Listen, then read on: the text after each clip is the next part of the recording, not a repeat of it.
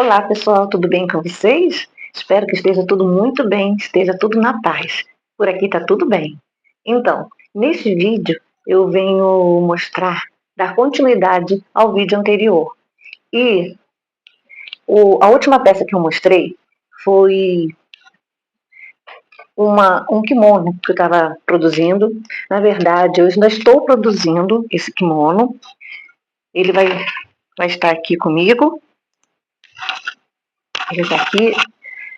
Eu utilizei para essa peça, para esse kimono, três novelos do fio barroco 4, né, de 200 gramas.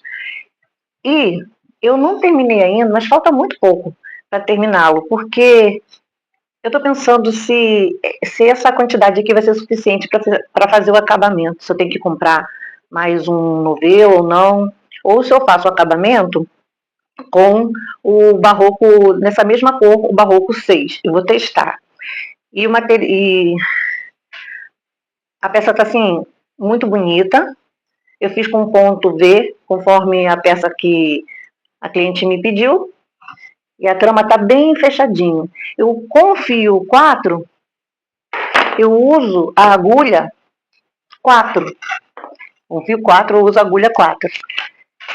E essa foi a primeira agulha que eu comecei a utilizar desse tipo, de alumínio, assim, da Circo. Está até sem cor aqui.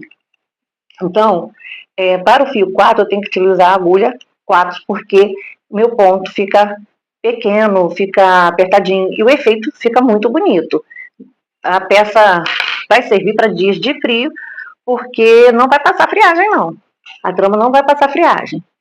Caso eu quisesse que o ponto ficasse grande, aí eu teria que usar uma outra agulha, né? E caso eu quisesse que ficasse com essa peça ficasse com aqueles pontos grandes também, eu poderia fazer com o fio 6, né, com barroco 6, e utilizaria uma agulha mais grossa também.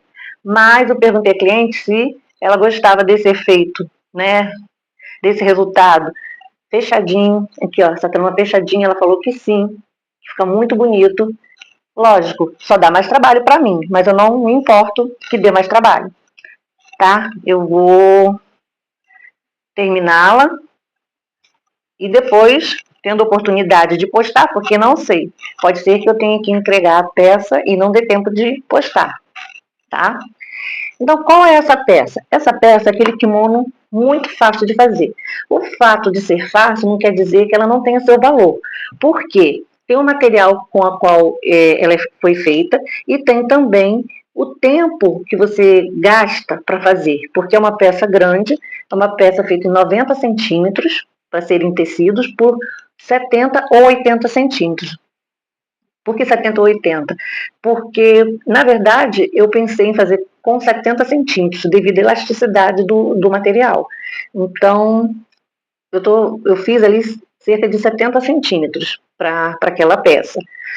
Mas, você fazendo com pontos pequenos, 70 centímetros, 90 centímetros crochetados, é bastante. Então, a gente demora um pouquinho para fazer esse tipo de peça.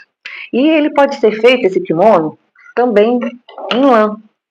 Claro que pode ser feito. E também pode ser feito em tricô. Eu falei há uns vídeos, eu creio que foi logo no início, eu também iria mostrar algumas peças feitas em tricô. E aí eu estou mostrando aqui para vocês, neste momento, que eu tinha feito para mim esse kimono. Não tem quando a gente vai a uma ocasião assim mais social, que a gente usa um vestidinho preto, básico, uma roupa social, e de repente bate aquele vento, aquele frio, às vezes tem um local aberto e a gente quer ir com um determinado vestido, mas de repente sente frio. E eu fiz esse kimono em lã, eu não vou me lembrar agora que eu estou falando a lã que eu utilizei, mas é uma lã, melhor nem falar, né, porque eu vou errar. É uma lã com brilho, toda com brilho, vou mostrar aqui bem mais perto, um preto com brilho. Ela, para crochetar, não sei como que é, se é fácil ou não, mas para fazer tricô, eu que gosto de tricotar com agulha de alumínio, ela escorrega, essa lã escorrega muito. Sabe que escorrega muito na agulha? E tricô é aquele negócio, se você deixa perder um pontinho, quando você puxa assim, ó, fica aquele buraco, né? Aquela falha visível no trabalho. Então, eu levei tempo para me adaptar a usar essa lã. Mas ela é muito bonita, tem um efeito de brilho. Então, basicamente, esse kimono é um retângulo, no qual a gente fecha as laterais, tem um jeito certo. E eu vou tentar mostrar para como que fica. Voltei aqui e voltei com o mesmo kimono. Não tirei porque está muito agradável estar com ele. Uma peça leve, porém que esquenta, que aquece bastante. Eu vou passar para vocês o que eu fiz no dia de ontem, que fugiu um pouquinho ao meu planejamento.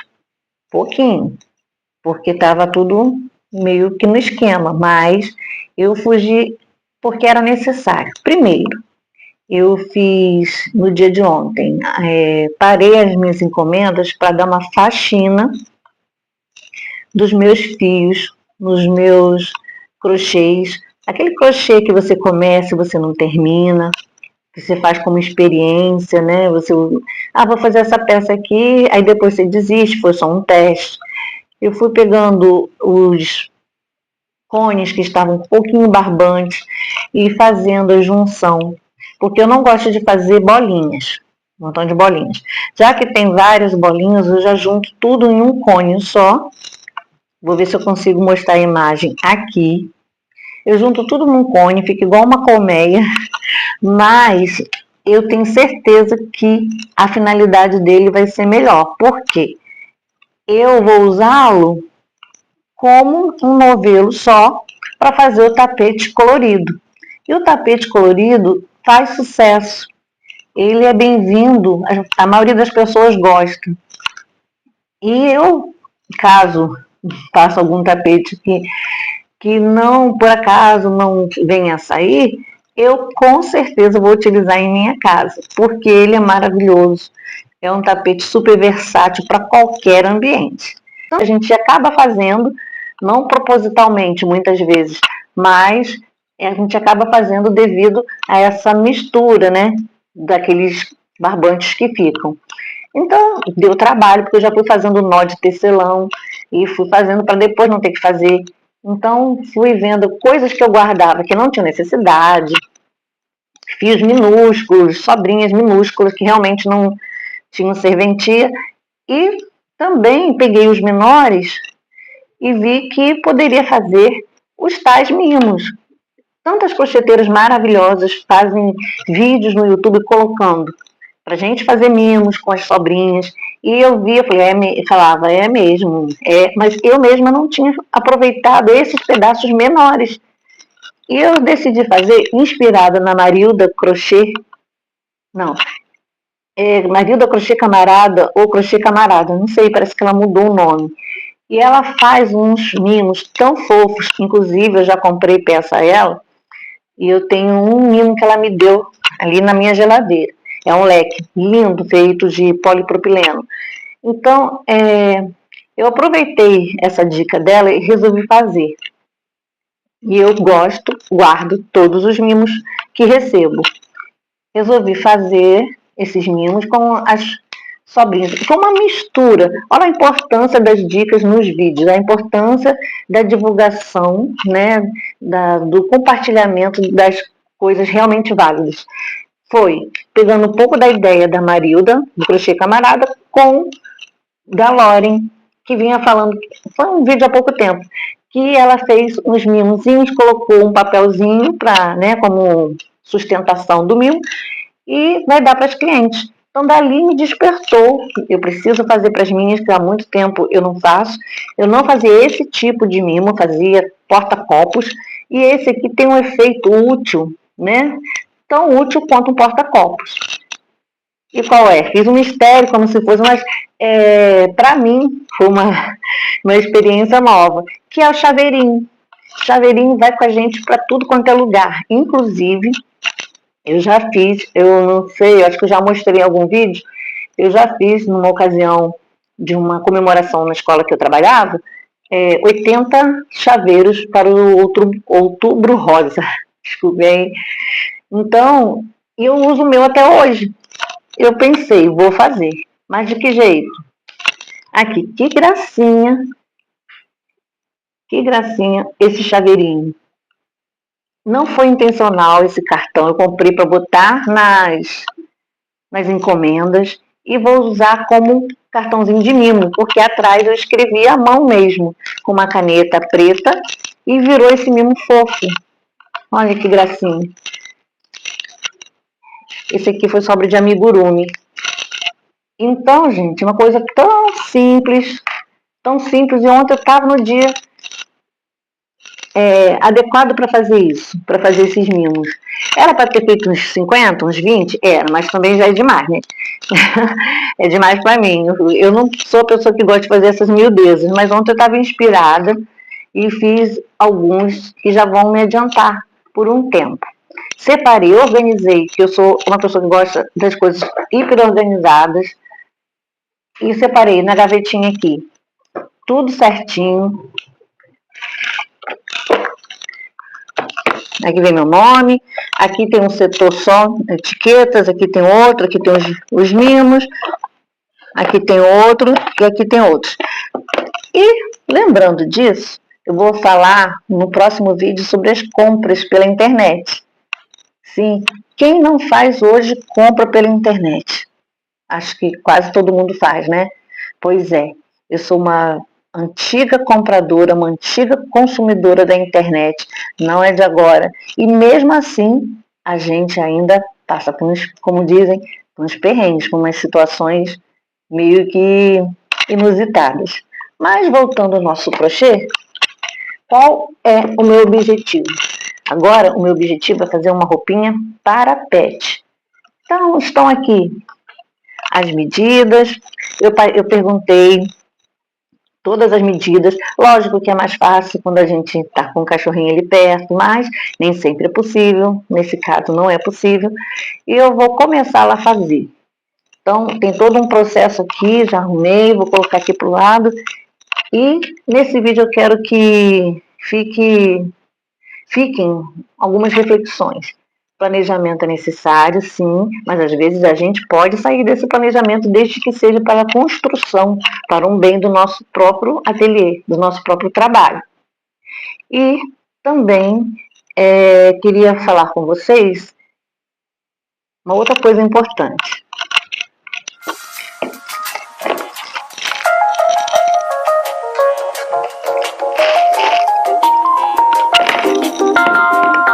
A reflexão ou a dica que eu queria dar é a seguinte: que de vez em quando você crocheteira, ou você que não é crocheteira, que está olhando esse vídeo, mas que tem lá suas caixas organizadoras, que você revisite essas caixas organizadoras.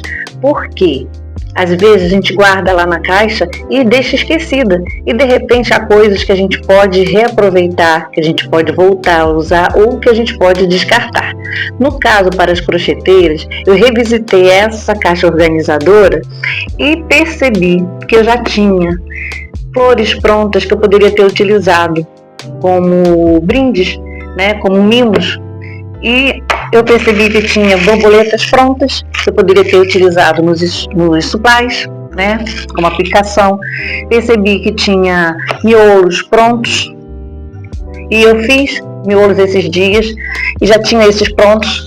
Eu percebi também, verifiquei, que tinha várias flores que a minha mãe fez de crochê, que poderia ter utilizado como aplicação, né, em algumas peças, poderia servir de inspiração para algumas peças também. Aqui tem mais flores. Então, uma dica, né? Vamos olhar lá de vez em quando as caixas organizadoras que a gente não abre muito, que a gente não usa muito. E, se possível, eu sei que a correria é grande, mas não precisa de nada feito no computador inicialmente. A gente pode fazer à mão e colocar a indicação do que tem naquela caixa, para você ir lá, olhar, ir certeira, ir lá certinho e pegar aquilo que você precisa, ou lembrar daquilo que você pode estar precisando. Então, dessa maneira, a gente está minimizando o nosso trabalho, não tendo que fazer coisas que nós já tínhamos feito e otimizando o nosso tempo, né? Então, vale a pena a gente fazer isso. Eu vou aproveitar esses miolinhos e vou utilizar fazendo squares para novas peças. E essas florezinhas também, e essas borboletinhas serão mimos. Então, nosso vídeo fica por aqui. Eu agradeço a você que ficou assistindo esse vídeo até aqui e peço que deem um like, curtam, né, compartilhem, e agradeço aqueles que já assistiram ao vídeo anterior e curtiram e comentaram. Isso é muito bom para a gente, isso é um incentivo, né? Um incentivo muito grande, sinal que pessoas gostaram do nosso trabalho. E você que visualiza, mas que não deixa o seu like, que você possa ajudar a mim e as outras youtubers que estão iniciando, que precisam desse like, que precisam saber que estão sendo vistas, para que elas fiquem animadas a fazerem mais conteúdos e trazerem mais novidades. Então, um abraço grande, fiquem com Deus, fiquem na paz. Até o próximo vídeo.